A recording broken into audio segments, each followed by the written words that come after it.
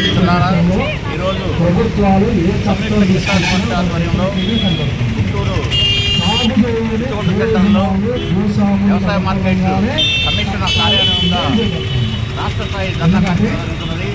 ఈ ఉద్దేశం ప్రధానంగా రాష్ట్రంలో వ్యవసాయ రంగం తీవ్రమైన సంక్షోభాన్ని ఎదుర్కొంటున్నది. రైతు పండించిన పంటకి గిట్టుబాటుదారు లేకుండా పోయింది.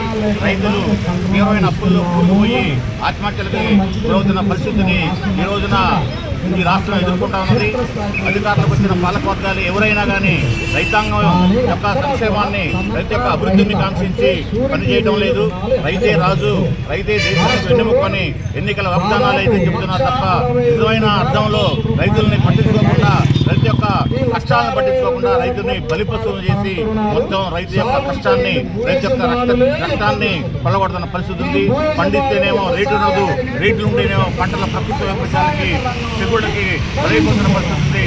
ఈ రోజున భూములు చేయలేక, వ్యవసాయం చేయలేక అలువ లక్షణం అని అనేక మంది రైతులు గ్రామాలని, వ్యవసాయాన్ని వదిలిపెట్టి పట్టణాలకు వలసలు పోయి అనేకమైన దుర్భరమైన పరిస్థితుల్ని ఎదుర్కొంటున్నారు. గత సంవత్సరం మిర్చి ధర దాదాపుగా 18,000 నుంచి 22,000 మధ్య 23,000 అమ్మితే ఈ రోజున అదే మిర్చి ధర 9,000కి, 10,000కి, 11,000కి అడుగుతున్న పరిస్థితి ఉంది.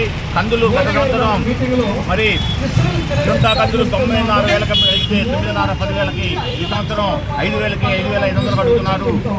మిర్చి ధరే కాదు, కందుల ధరే కాదు, పత్తి ధరే కాదు, మొత్తం కూడా రైతు పండించిన ఏ పంటకి కూడా ఈ రోజున మరి కనీసమైన మద్దతు ధర, గిట్టుబాటు ధర లేకుండా పోయింది. ఈ పరిస్థితుల్లో రాష్ట్ర ప్రభుత్వాలు ముసలి కన్నీరు గార్చి రైతుల యొక్క ఆత్మహత్యలప్పుడు ఈ యక్షగశ ప్రకటించడానికి కూడా వాటికి చేతులు రావట్లేదు. బడ్జెట్లో కనీసంగా కూడా వీటికి కేటాయించకుండా రైతాంగం యొక్క ఉసురు తగిలి ఈ రాష్ట్ర ప్రభుత్వాలు ఖచ్చితంగా భవిష్యత్తులో కొట్టుకునే పరిస్థితి ఉంటుంది.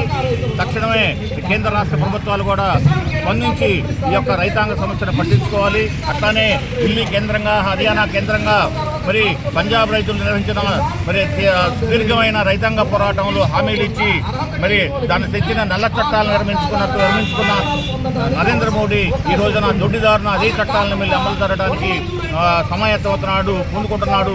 కాబట్టి రైతాంగం ఇచ్చిన హామీలను వెంటనే నెరవేర్చాలని చెప్పి ఈ ధర్నా సందర్భంగా రైతు కూలీ సంఘంగా మేము ఈ ప్రభుత్వాన్ని డిమాండ్ చేస్తున్నాం. అజయ్ కుమార్ అన్నా, అజయనా ఒకసారి